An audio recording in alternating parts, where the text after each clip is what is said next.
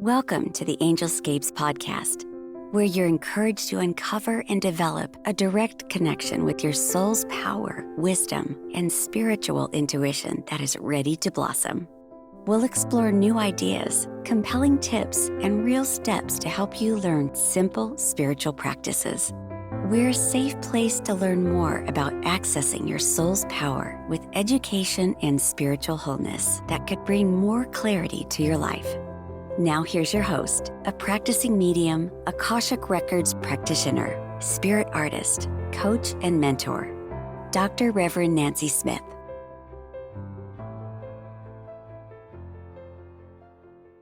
What is one of the biggest influences of change in early America? Do you know what that is?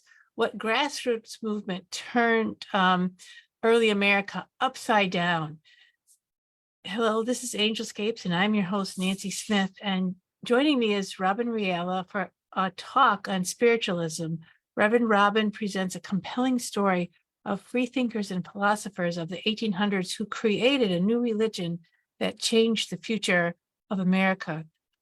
Reverend Robin Reale is a special education policy. She's a PhD. She's an ABD. She's an ordained minister, spiritualist minister through the Fellowship of Spirit from Lilydale, New York. November 1st, 2000 was dedicated Robin Reale Day in Massachusetts following a receipt of a prestigious Eugene Rooney Public Services Award for excellence in teaching and training.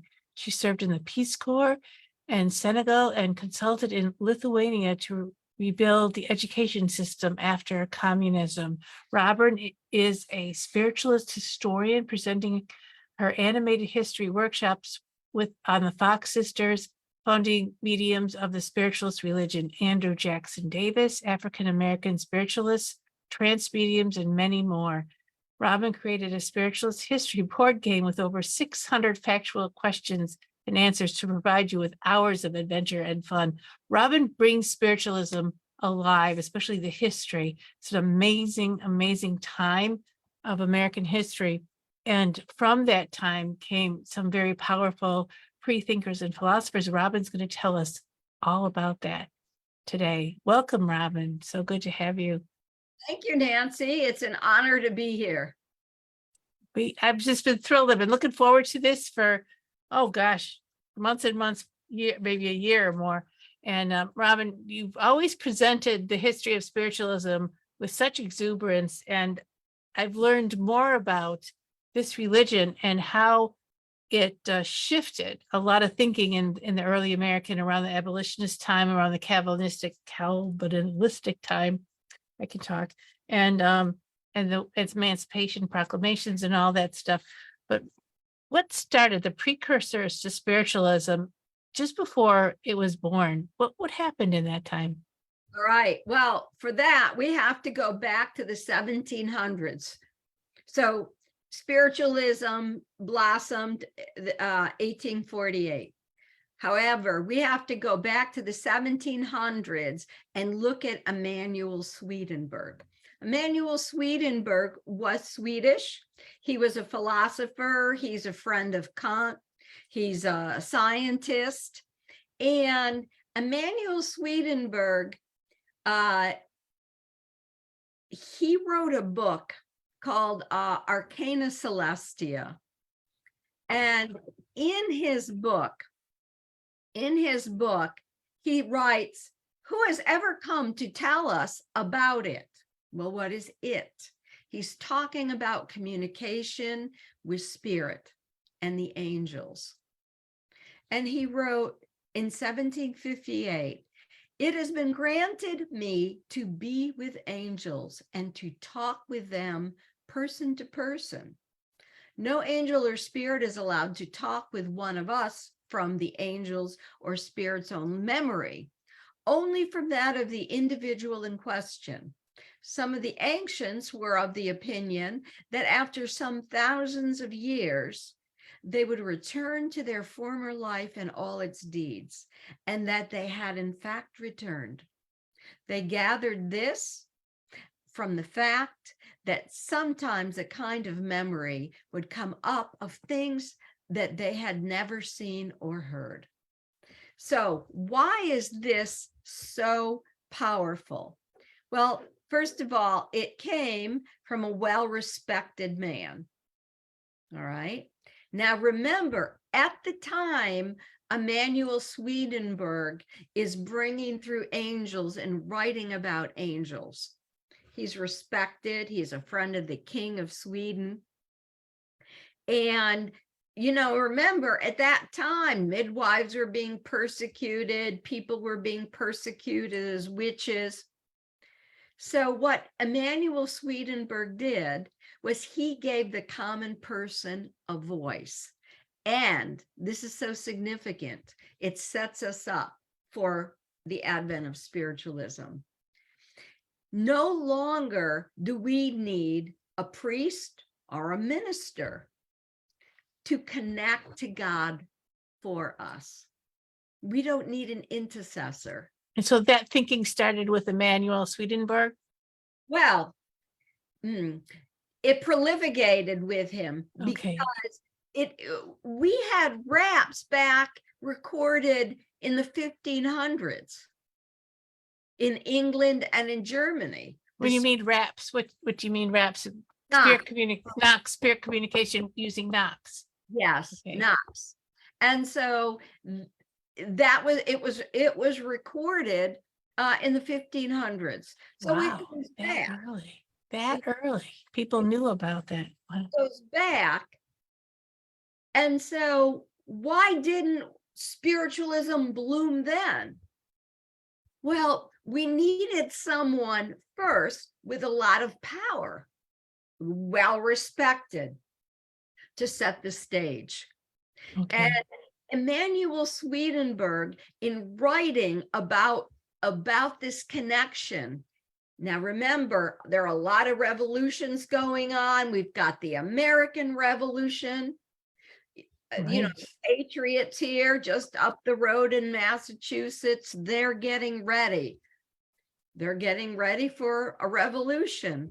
And Emanuel Swedenborg is saying, you can contact God yourself. You don't need an emperor who claims divine right. This was a huge change, and he was not burned alive or persecuted. He had enough respect where he was what he was saying was accepted. That's amazing. That was precisely, yeah, isn't it? And so he allowed the common man, which is, you have got philosophers in all revolutions, but it's the common man and woman who fight, right? And right. so what he did was he gave the common person a voice. And you don't need an emperor, a king, or a queen. You don't need this person to contact God. And you know what? If an emperor or a king or a queen claims the only divine right to speak to the angels and the ancestors and God, well, you can tell them I sent you. He said, you can do it yourself and it's okay. It's fine. So no longer could kings and queens justify their decisions from divine right. That was huge. That was the big threat of the time. Right. Of that.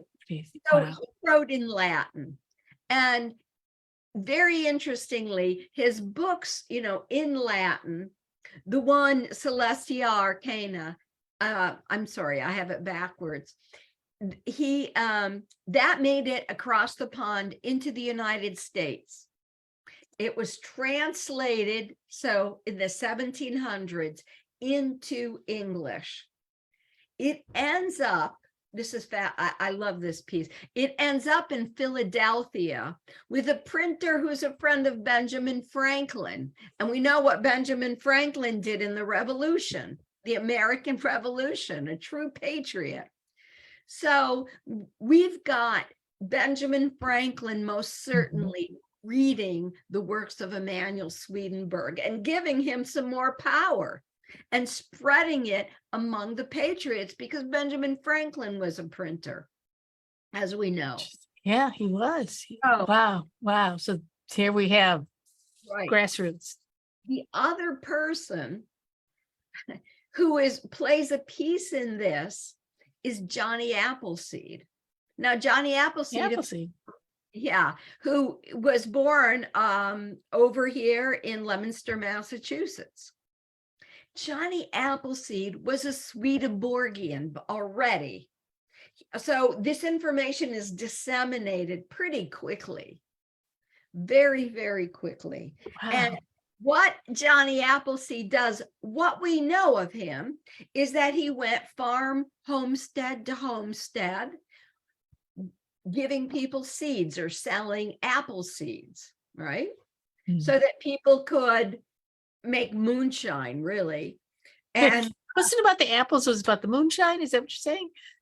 well, the apples, if you back then people would if you're growing from seed, most likely your apples might not be sweet enough for applesauce or apple pie, but people grew the trees and made moonshine, apple cider, something or other that people drank. I guess hard apple cider. Hard cider. Yeah. Thank you. So Johnny Appleseed took pages of Emanuel Swedenborg's book. He put the seeds in them, and he distributed the seeds within Emanuel Swedenborg's. No kidding. So he's spreading the word page by page throughout New England and the central part of the United States, and through New York.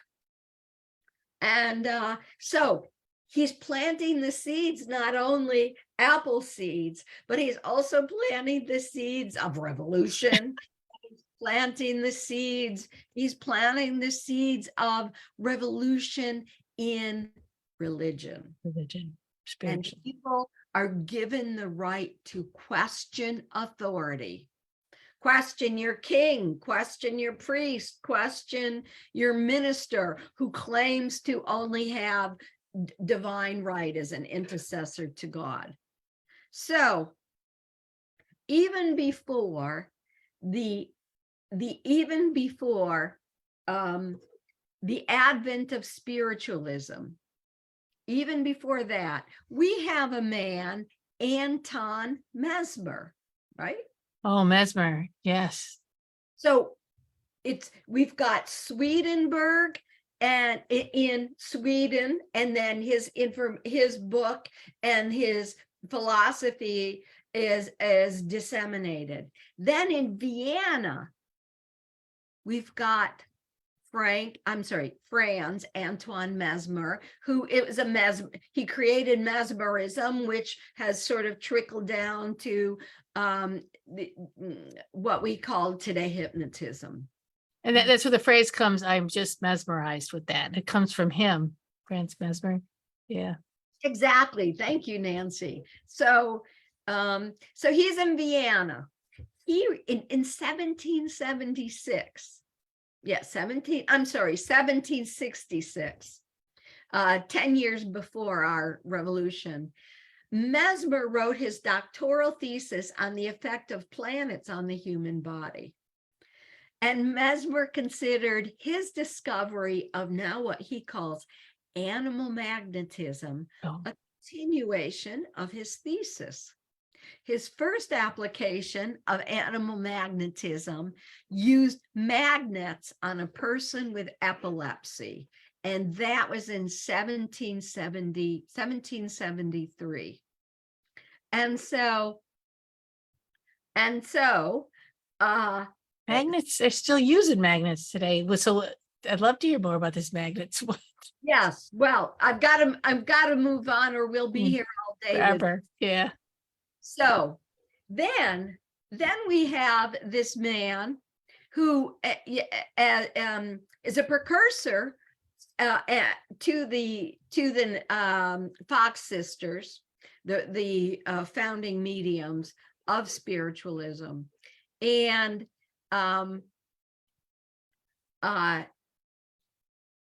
And so we have a man called Andrew Jackson Davis. Andrew Jackson Davis was born poor around Poughkeepsie, New York. And one day, Andrew Jackson Davis goes to see a mesmerist with his friends. And the mesmerist could not mesmerize Andrew Jackson Davis. And so this is all in early 1840s. Oh, And this is a few decades later. no, well, yes, it's a few decades later. So by the time mesmerism makes its way from Vienna across the pond, and you've got people who are trained in mesmerism, all right? You've already had the American Revolution. And so, whoops. And you have, let's see here. So then you have Andrew Jackson Davis, who is young. Now, Andrew Jackson Davis met, this is the person, Dr., everyone called themselves doctor, who was a healer in those days, Dr. J.S. Grimes in Poughkeepsie. And and so Grimes could not mesmerize Andrew Jackson Davis. And Grimes was a mesmerist, of course. Mm-hmm. Now,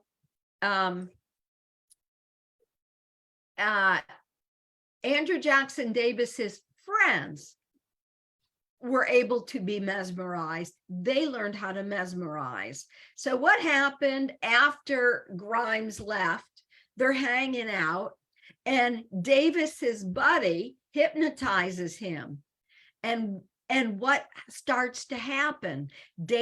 Andrew Jackson Davis, who became the prophet of the religion of spiritualism, he learned when he was mesmerized, he could diagnose illness in a person's body. So something huge happened with this friend mesmerizing him. What was Davis considered that he had the gift of prophecy and of X-ray vision. And wow. Yes. And so a friend mesmerized him one day. And what happened? Andrew Jackson Davis, uneducated. He might have had 2 years of schooling, not a whole lot of schooling. Okay. Andrew Jackson Davis, young guy, he starts downloading. He goes into trance. What comes out of his mouth? The books of Swedenborg. All right. No kidding. Long, many years dead, many years in spirit. So Andrew Jackson Davis starts spouting Swedenborg, and his friends around him are like, whoa, what's going on? What is this? So they wrote down what Andrew Jackson Davis said. Because I heard he couldn't read or write.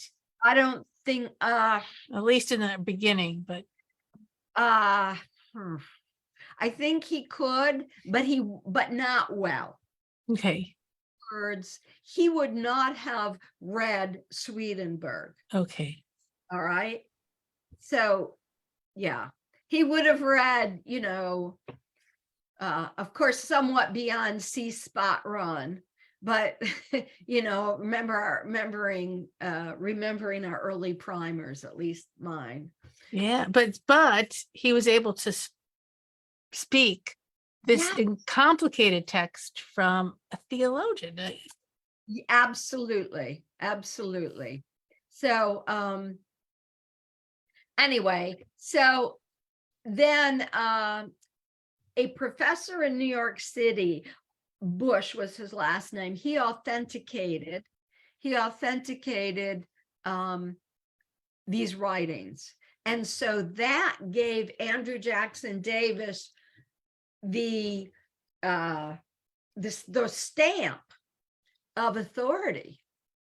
And so not only did Andrew Jackson Davis have as a spirit guide Swedenborg, he also had as a spirit guide, a man named Galen, Galen. And Galen lived around maybe 100 AD. And if I remember, he was a Greek healer. Oh, And he was someone who, let's see, they would call upon him in the amphitheaters to heal, to work and help heal gladiators.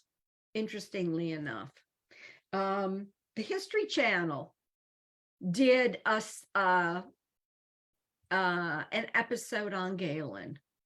And so here's this man who, to that, about maybe 1,500, maybe 1,800 years before, is also coming to Andrew Jackson Davis.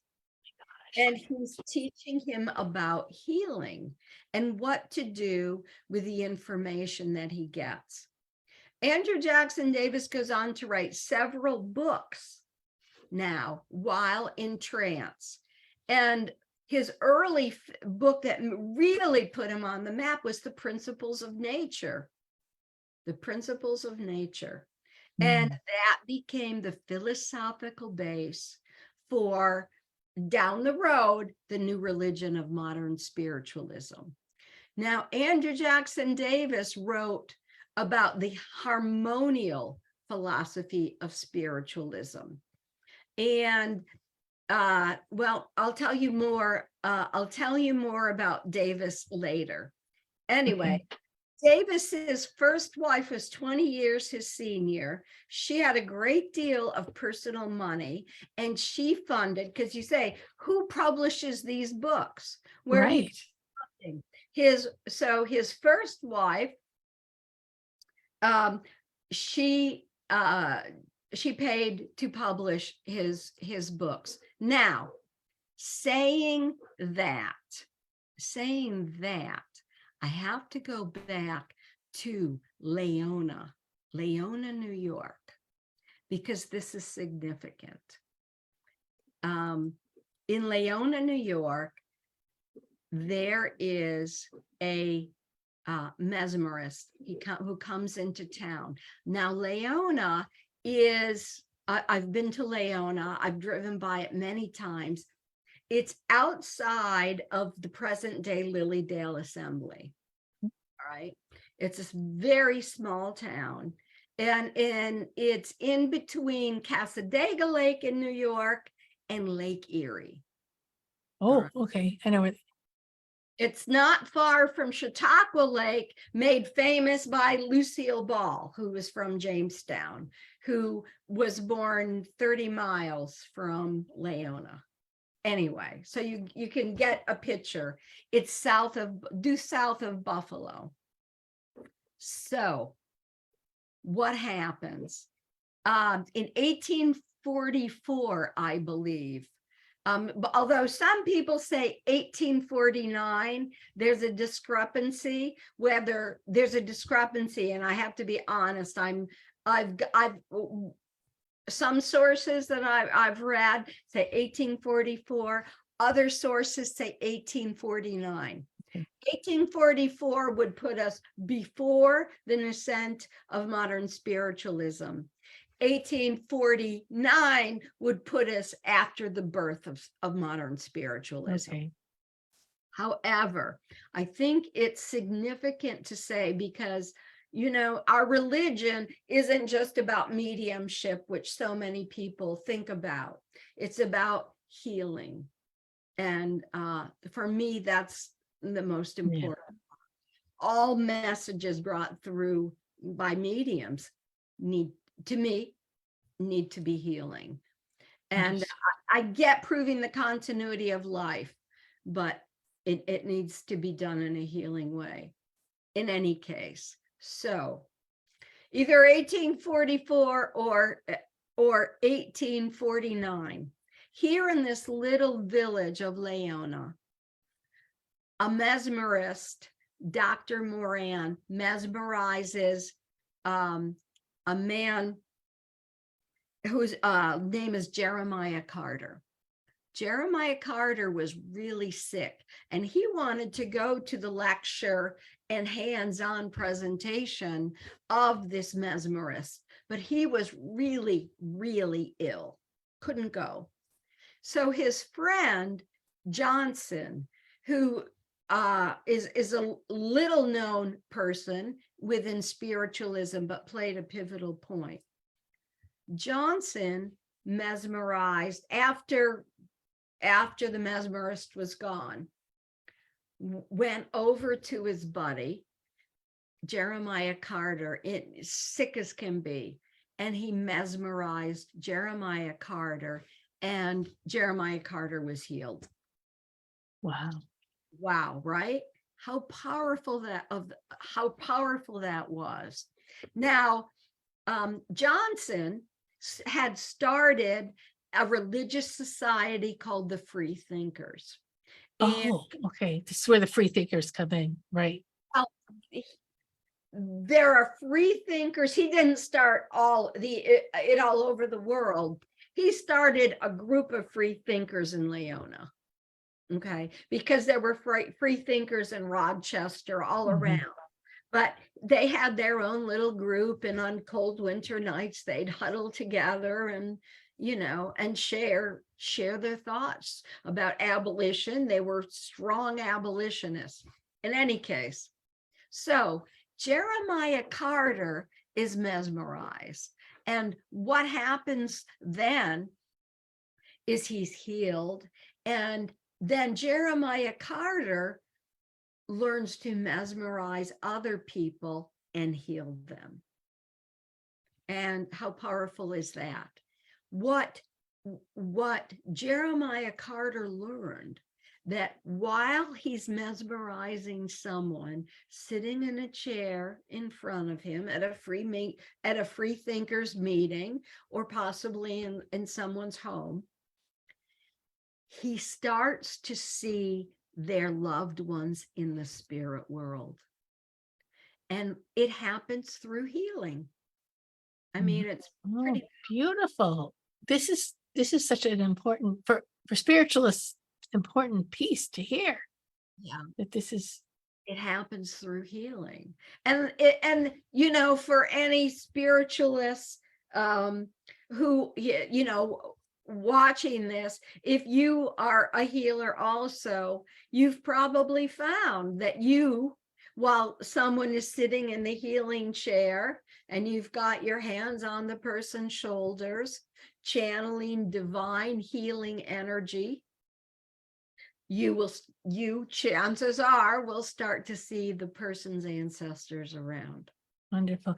I just want to say to people who watch my podcast, if you're not sure about spiritualism, a couple of weeks ago, I did 2 episodes, one on spiritualism and one on healing, spiritualist healing. So you can refer back to that. This will help. Hopefully this information supports what we've done in earlier podcasts. Okay. Note. So anyway, so I'm not going into the history of Lilydale here. Okay. But suffice it to say, Jeremiah Carter was he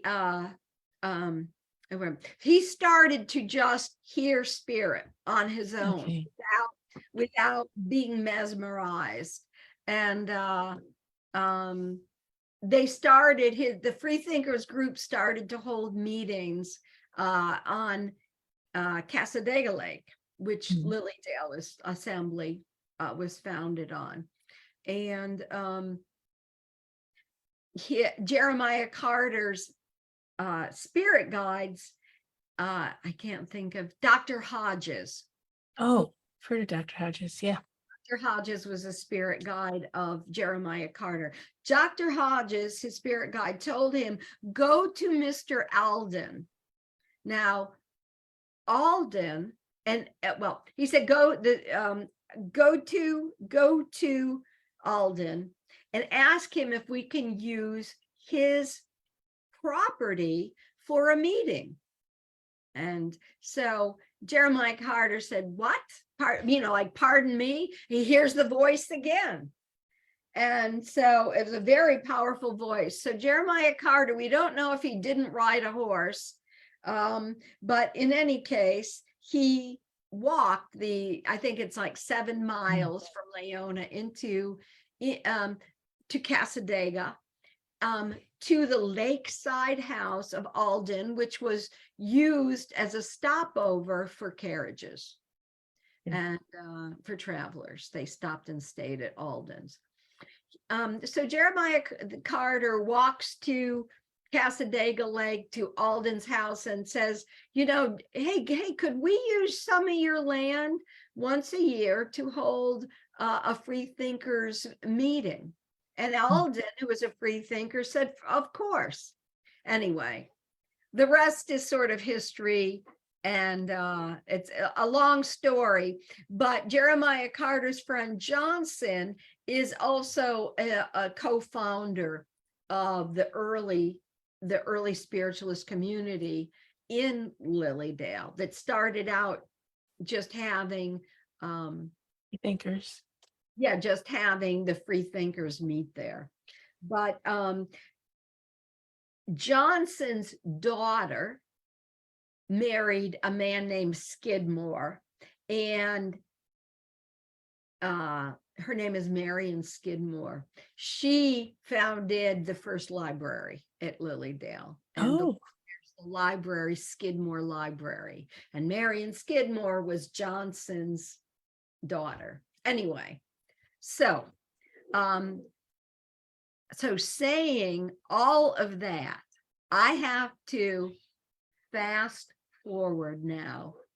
How much time do we have? Oh, we have a little more time, so can't wait till we get to the Fox sisters and how that all started. So, all right, so let's scoot quickly to the Fox sisters.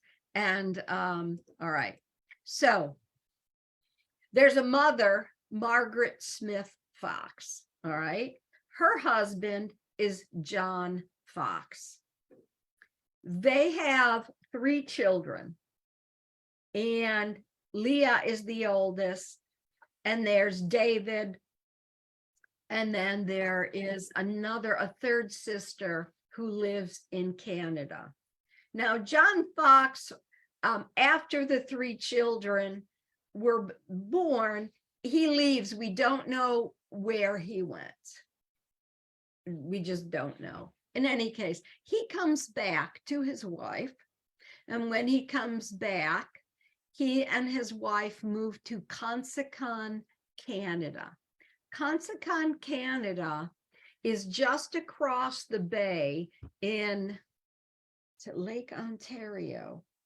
And it's across the bay. If you go due south, if you follow Consacon across the Great Lake in Canada, you just draw a line, you're going to end up in Hydesville, where they eventually ended up. However, saying that, what's important here is that,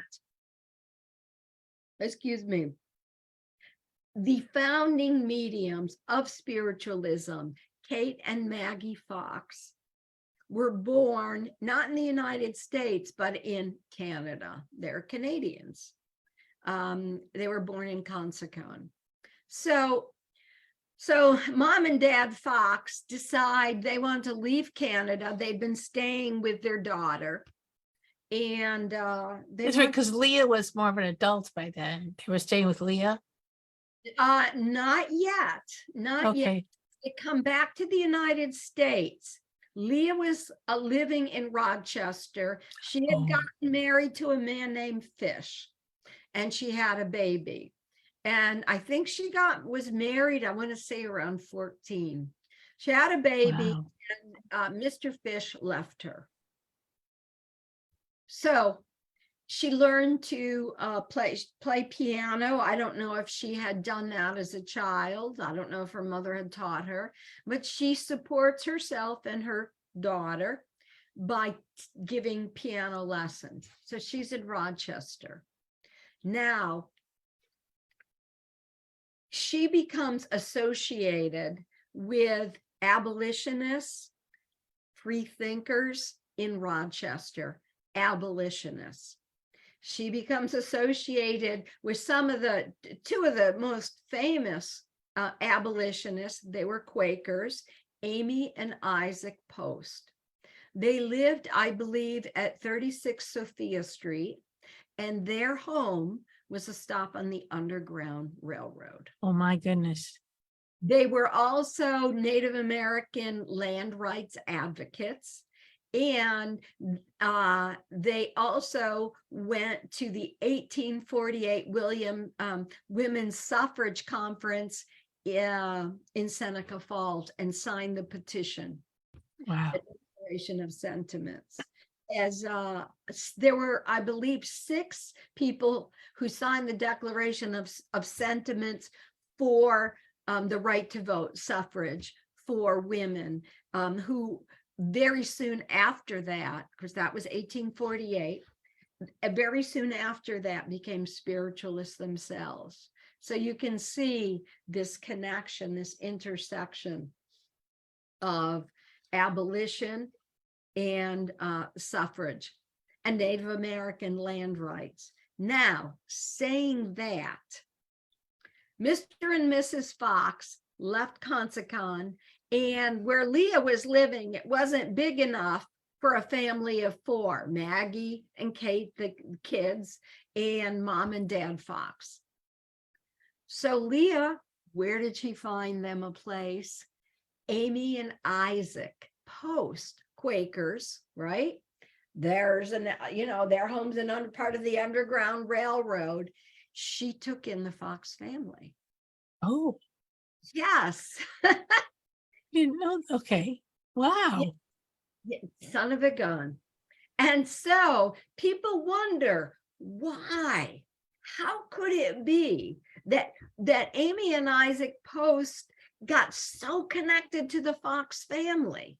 They were already connected to them. Already, thank you. Right? They were already connected. Awesome. And so they, the Fox family, Mom and Dad, Maggie and Kate, left Rochester, and they traveled down to Hydesville. Hydesville is, let's see here.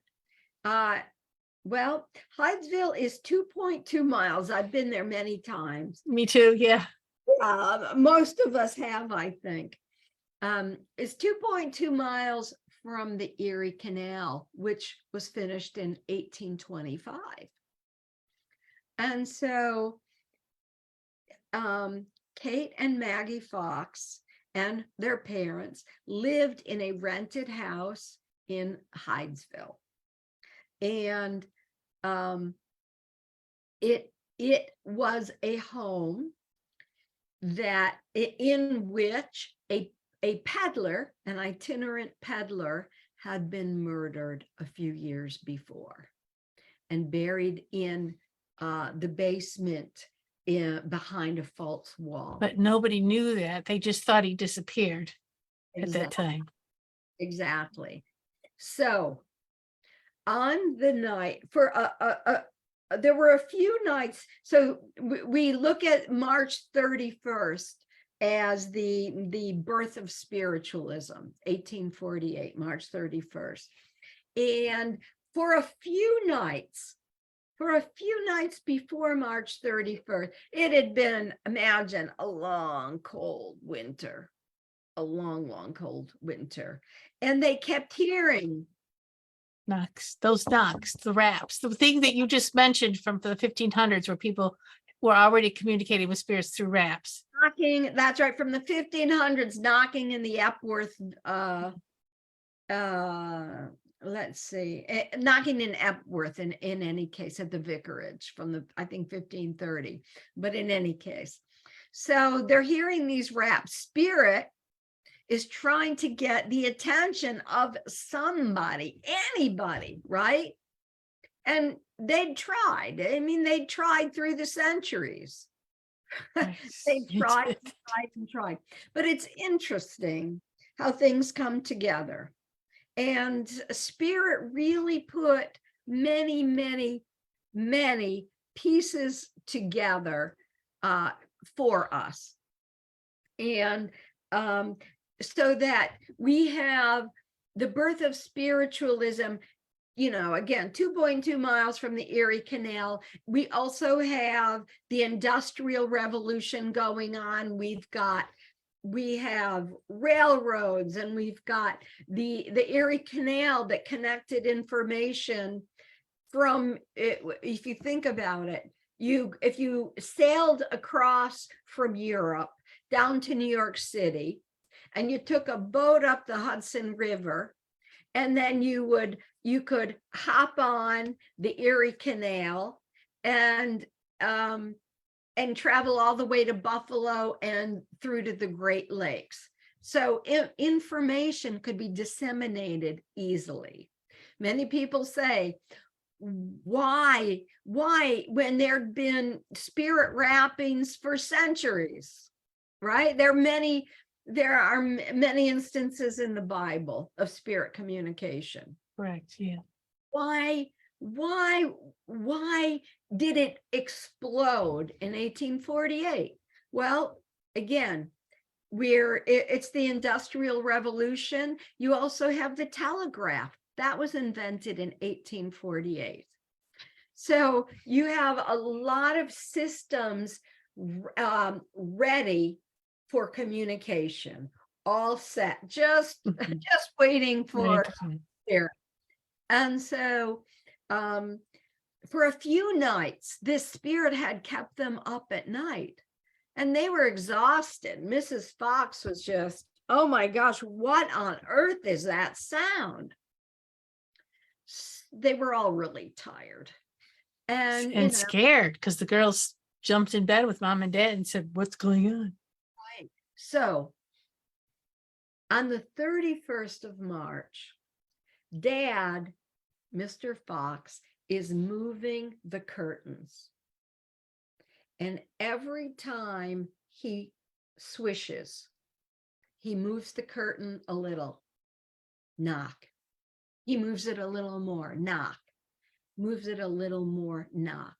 Little Kate, who's maybe a tween, not even quite a teenager, she makes the connection between the movement of the curtain, something her father had done, and the rap. And so little Kate says, do as I do, Mr. Splitfoot. Splitfoot was another name for the devil. She said, she was a child. So in great innocence, she's saying, do what I do, Mr. Splitfoot. And she snaps her fingers. And she snaps like 1, 2, 3, and she hears 1, 2, 3 knocks. Yes, that's 3 right. copies there. Realize that it's an intelligent life force communicating with little Kate. And so this goes on, and Mrs. Fox is beside herself. Now her daughter's communicating with this spirit. And then the other daughter, Maggie, who's a teenager, she starts communicating with the spirit too. And then Mrs. Fox goes over to a neighbor, gets the neighbors. They come in. And then there's a creek nearby. I'm sure you saw it, Nancy. Garaga Creek. Yeah. There were some fishermen doing night fishing that night. And they came into the house. So the house is full of people. And the spirit, the murdered peddler, as they have come to find out, the murdered peddler is rapping. And so one neighbor asks the murdered peddler, I'm going to ask you questions, and I want you to rap, because that's the word they started using. I want you to rap once for yes and twice for no. And he starts out, were you murdered in this house? Yes. You know, and on and on and on until they get information. Is your body in this room? No, you know, on and on. And until he said that his body was in the basement. And then they take it up a notch. They say, we're going to go through the alphabet. We would like your name. All right. We would like to know your name. And so they go through the alphabet and, you know, A, B, C, D, and they go all the way through the alphabet until letter by letter by letter until they get to Rosna's last name. Now, some people say it was Rosma. Some people say Rosna. In any case, the peddler basically spelled out his name to them. And then they had him spell out the name of his killer. And, you know, they went through the alphabet, A, B, they get a B, until the name of Bush comes out. And did Bush live in this house? Yes. Whoa. So he had been renting the house before. The Bushes were renting the house earlier. They were renting the house that the Foxes were renting at this time, this very night. And Mr. Bush killed Charles Rosna or Rosma and buried his body in the basement. And they continued asking questions and found out that he was a peddler and that Bush stole $500 from him and his metal peddler's pack. So they dug into the basement. This went on for days, mind you. It didn't happen all in one evening. And the family, the Fox family, left that house because, whoa, it was, you know, it was the haunted house. Who's going to sleep in a haunted house, right? You know, everybody is children. There's always a house in a community you designate as the haunted house. It's usually some abandoned house and you dare your friends to go up on the porch and things like that. So this house where the Foxes had been renting became the Hydesville haunted house. So a few miles up the road lived the Fox's only son, David, with his wife and children. And Mr. and Mrs. Fox and Kate and Maggie went up the street and, well, up the road a couple miles and to David's farm. And they moved in. And interestingly enough, spirit followed Kate and Maggie. And, you know, not just Charles Rosna. Now the veil between the earth plane and the spirit world had been pierced. And all kinds of spirits are coming through. Remember that back then, all right, they didn't know, as we know, to put protection around ourselves, to say a prayer, asking for the highest and best. All right. And so they didn't know. You don't know what you don't know. And they didn't know how to turn it off. And so they decided that Mr. and Mrs. Fox, actually, I have to back up. I have to back up before they have a decision to separate the girls. In the meantime, there is a man who he hears about the hauntings and the rappings. He lived down on I want it maybe Lake Cayuga, one of the Finger Lakes. You know, you've got the Finger Lakes south of Rochester and Syracuse. And so he traveled up to Hydesville, and he interviewed the Fox family. He also interviewed people who had lived there before, not the Bushes. Mind you, when Mr. Bush hears that people are accusing him of murdering the peddler, he is irate. You know, he's being accused of murder from a spirit. So this is novel, you know, this is novel information. This is new territory. As we know nowadays that many areas of police work involve mediums. Correct. Right. Yeah. So saying all of that, this man then interviewed a woman who worked for the Bushes, and she said that a peddler had come by one night. A peddler had come by, and Mrs. Bush, this woman, young woman, she worked for them and then was given some room and board. She said she and Mrs. Bush, wow, looked at all this beautiful material and thimbles and things. And the young woman had no money on her, but she asked the peddler, would you come by my parents? And she explained where her parents' house was. She said, I would love this piece of material to make a frock. Peddler, you know, Charles Rosner says, sure, I'll come by. I know just what house you're in. Mm-hmm. Great.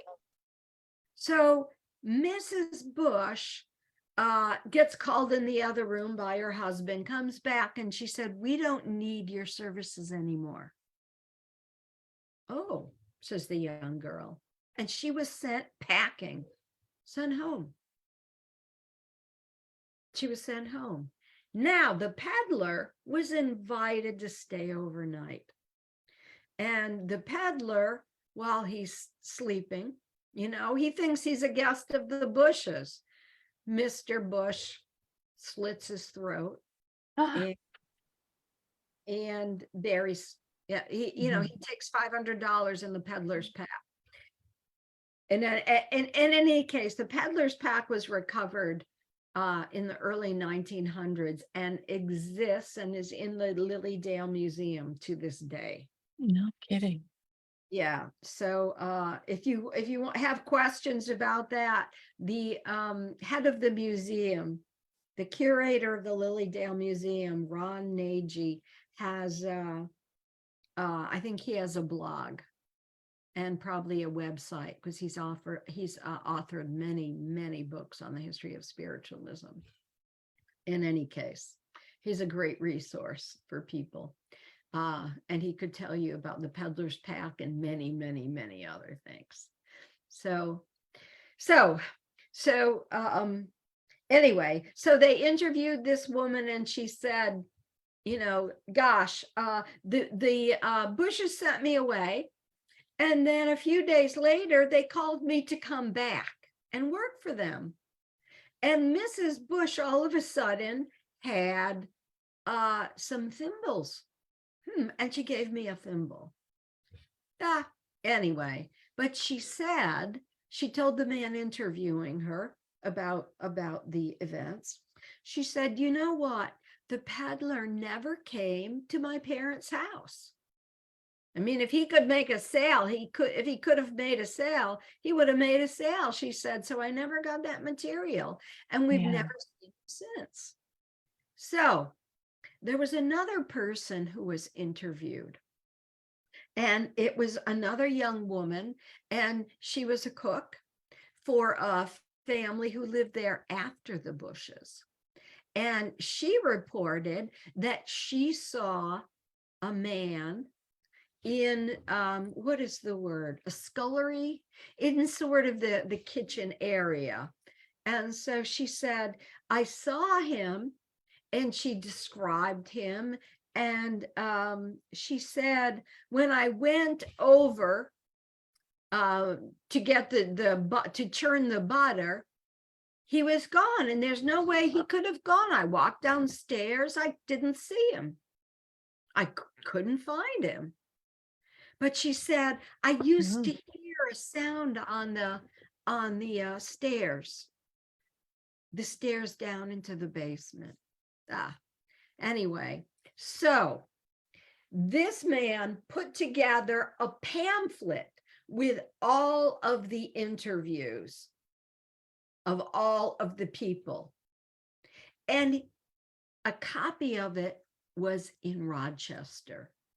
A woman who knew Leah Fox. Leah was giving her daughter piano lessons.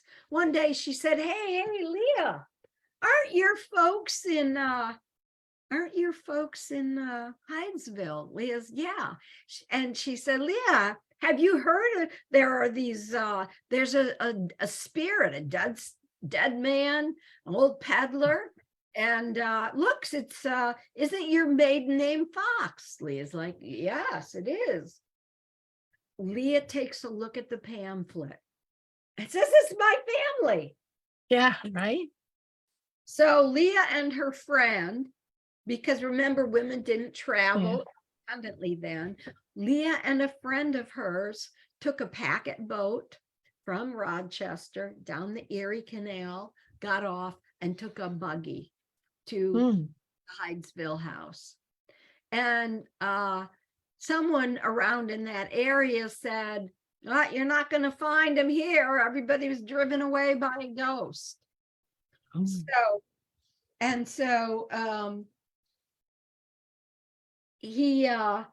he said there, and Leah said, well, where is everybody? He said, oh, they're up the hill at David's house. And so they had the carriage, take them up the hill to David's. And Leah was in shock, of course. So the long story short is Leah and her mother decided that the girls, Maggie and Kate, should be separated. And they thought that the power of the two of them together would be weakened if they were separated and spirit could not contact. They thought spirit would stop contacting them. So they separate them, and the Raps follow. I think it was Kate they took. I have to look it up. The Raps follow Kate to down the road. And okay. Wow. Like Kate's walking, so the Raps are following her. Anyway, they take the packet boat to Rochester, and Leah introduces her sister to Amy and Isaac Post. Not introduces, but goes to visit Amy and Isaac Post, and she says, hey, you remember little Kate? Oh, yeah, we know Kate. It wasn't even a year ago that you were here. How are you? And Leah asks Kate if there's anyone around them. Anyway, they have a seance. And what they find is when people are seated around a table, spirit comes through of their ancestors. And I believe, this is just my own thought, that's why they started using tables for seances, right? Instead of just sitting around in a room.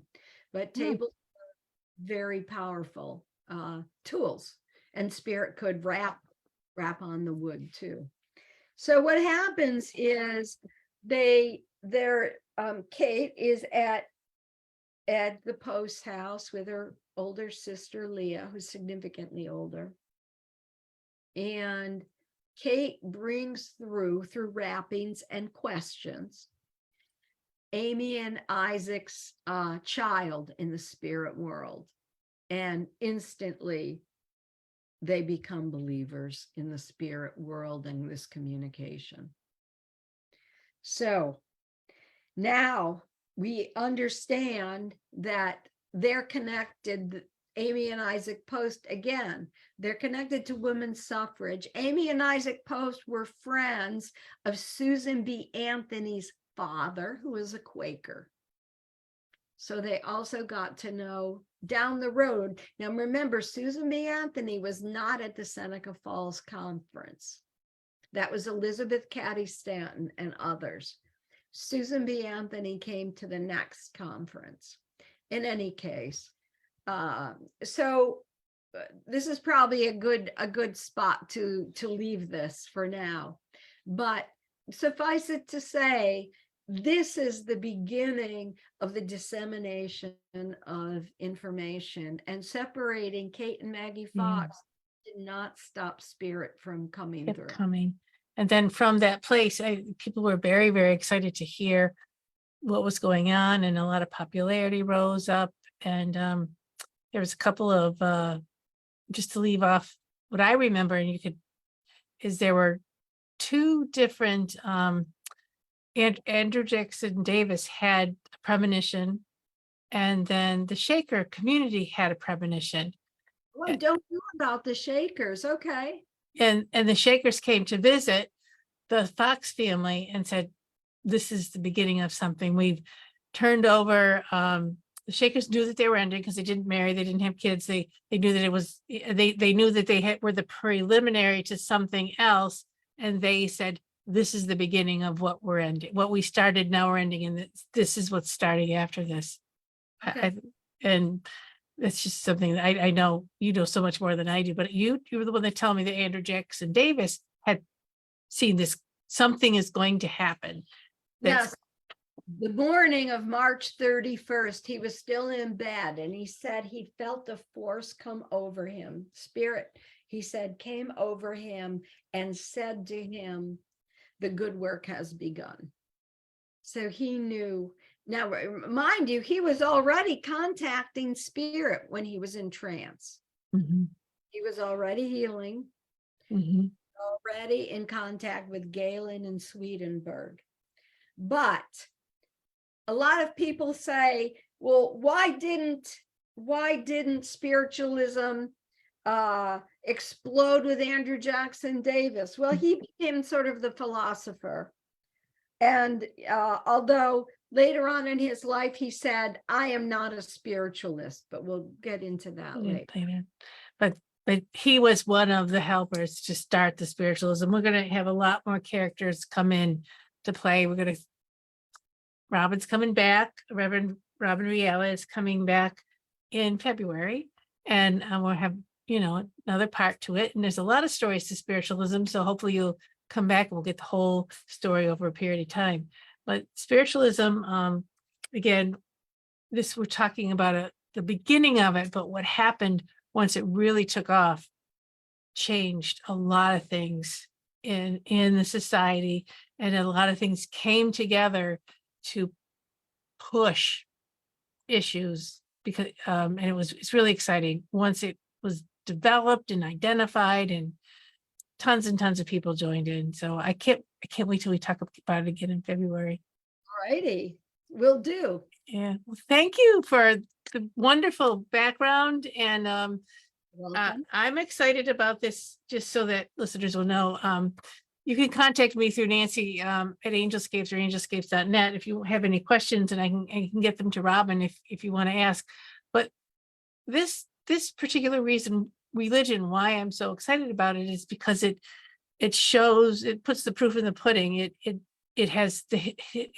was at the beginning of a change of society, huge change, and here we are again at another big huge change in our society. And talking about spiritualism, I feel, is really important at this point, and knowing what it was, where it came from, and the huge underpinning it has. So exciting. So thank you for doing the series with me, Robin.